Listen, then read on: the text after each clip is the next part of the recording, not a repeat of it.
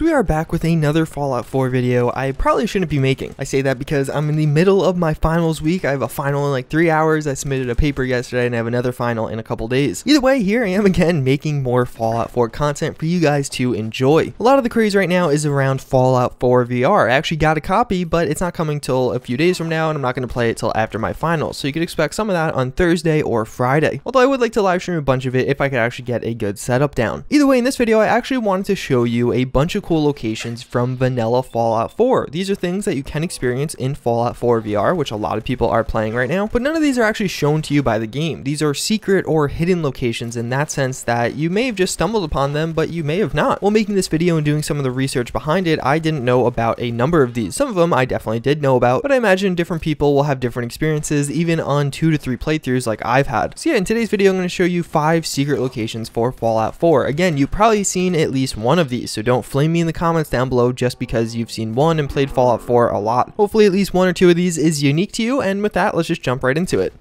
So kicking things off, we do have Carhenge. There's actually a recreation of Stonehenge made out of cars in Fallout 4. I personally had no idea this exists. It's going to be south of the Walden Pond. It's going to be a totally unmarked location. As you approach it, at least at my level, I found a super mutant behemoth, which depending on your difficulty and what kind of weapons you do have, it could be a pretty hard enemy to take down. But either way, after finishing him off, you actually can examine the area, and it is Stonehenge, but made out of cars and in Fallout 4. I imagine the implication here is that super mutant behemoth maybe did create this. Maybe he saw a picture of Stonehenge somewhere else in the world. Maybe he was an archaeologist or researcher before he became a behemoth and actually did feel some inspiration even though he didn't realize from where. This is definitely going to be one of the simpler ones. It's a cool little find, but honestly after you look at it once you probably can forget about it. Then we do have the rocket shed. So this is actually something I've seen in a ton of videos. I always just assumed people built this. I didn't realize this was an actual location in Fallout 4. This is going to be northeast of Relay Tower or 0BB915. As you're walking through, there's a lot of nothingness and you'll just find this little shack on like a cliff edge. Once entering in, you realize what Bethesda has set up for you. And again, this is totally set up from Bethesda. This is no mods or anything like that. You can overlook a huge area of the Commonwealth, actually see a few enemies fighting down below, but you can send off these little rocket missile things. They're like propane or gas canisters that were stored. You find them in a lot of the Commonwealth, but these ones are set up in a pretty interesting way. Shooting the edges of these just right will send them off as little missiles, and it's kind of fun to do for like 5 minutes. But another one that after that you'll probably just move on.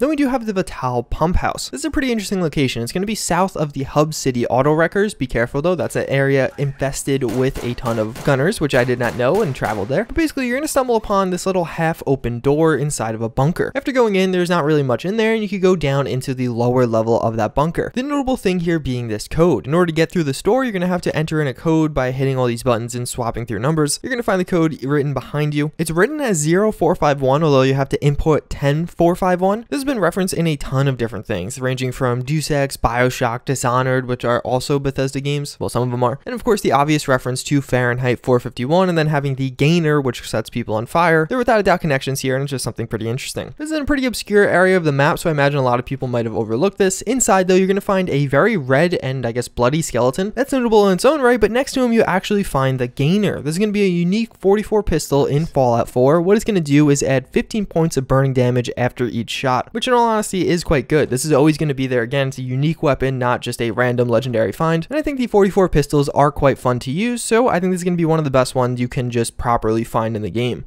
So this is one you've probably seen at least once before, but maybe not really knowing the deeper meaning. Off the coast of the Salem Museum of Witchcraft, you can actually find a boat. Maybe you've never swam out to it, so you've never seen this, but basically on that boat is going to be a recreation of one of the famous ending scenes from Jaws. You can actually see this orca, as it's dubbed, being much larger than any of the other orcas you do stumble upon, and it's going to be weighing down the back of the boat. Next to that, you can find a skeleton as well as some different weapons and things like that, and again, this is a recreation of one of the ending scenes of Jaws. It's a cool Easter egg that was put in by Bethesda. I know a lot of people do know about this, but maybe you've never actually seen this. I know I've seen pictures of it, but I've never experienced it in Fallout 4, so you can stumble on here. There's nothing super notable about this, but it's a cool thing to be added into the game, and I do like some of these different cultural references, whether it be to ancient history with Stonehenge or some of the best movies ever made like Jaws.